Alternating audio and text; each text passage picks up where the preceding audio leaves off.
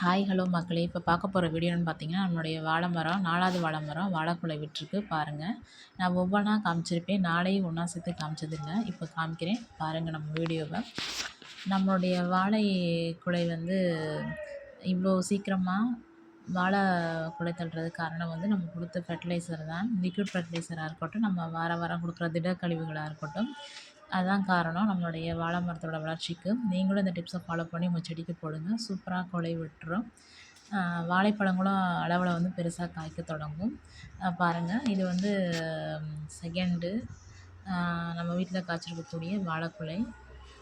ஒவ்வொரு நாளும் விவசாயிகள் படுற கஷ்டத்தை நான் 2 வருஷமாக ரொம்பவே உணர்றேன். ஏன்னா 2 வருஷமாக செடிகளை வந்து வளர்த்துட்டு வரேன். அதுகளை வெயிலேருந்து பாதுகாக்கிறதா இருக்கட்டும், மழையிலேருந்து பாதுகாக்கிறதா இருக்கட்டும், காற்றுலேருந்து பாதுகாக்கிறதா இருக்கட்டும், ரொம்ப ரொம்ப ரொம்ப கஷ்டமான வேலையாக இருக்குது இந்த விவசாய வேலை. விவசாயிகள் ஒவ்வொருவருக்கும் நான் ரொம்ப ரொம்ப நன்றி சொல்கிறேன்.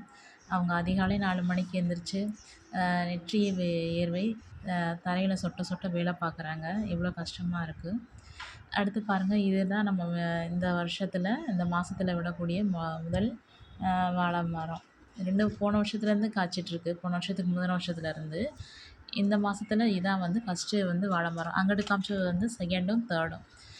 இந்த மாதத்தில் மட்டும் நம்மளுக்கு வந்து 4 வாழை மரம் வந்து வாழைக்குலை விட்டுருக்கு. நான் வந்து கிட்ட நெருக்கமாக தான் வச்சுருக்கேன். நம்மள்கிட்ட இடம் இல்லை, அதனால் தூரம் வைக்க முடியாமல் நான் கிட்ட நெருக்கமாக வச்சுருக்கேன். அப்புறம் வந்து நம்மளுடைய வாழை மரம் வந்து சூப்பராக காய்ச்சிட்டு வருது. அது காரணம் தயாரித்து வச்ச லிக்விட் ஃபெர்டிலைசரு, வீக்லி கொடுக்குற ஃபெர்டிலைசரும் தான். நீங்களும் இந்த உரங்களை பயன்படுத்தி உங்கள் வாழை மரம், ஃப்ளவர் பிளான்ட் எல்லாத்துக்குமே போடுங்க. சூப்பராக வளரும். வளர்ச்சியும் நல்லாயிருக்கும். காய்களும் நிறையா கொடுக்கும். அடுத்ததாக பாருங்கள், இது வந்து இன்னொரு வாழை மரம். இந்த வாழை மரம் வந்து இது வந்து நம்ம வீட்டில் 4த்தா காய்ச்ச வாழை மரம். இதோட வாழைப்பழ அளவு வந்து 12 சீப்பு கிட்ட விட்டுருக்கு. மொத்தம் இந்த மாதம் மட்டும் நம்மளுக்கு வந்து 4 வாழை மரம் வந்து வாழைக்குலை விட்டுருக்கு. ரொம்ப ரொம்ப மகிழ்ச்சியாக இருக்குது.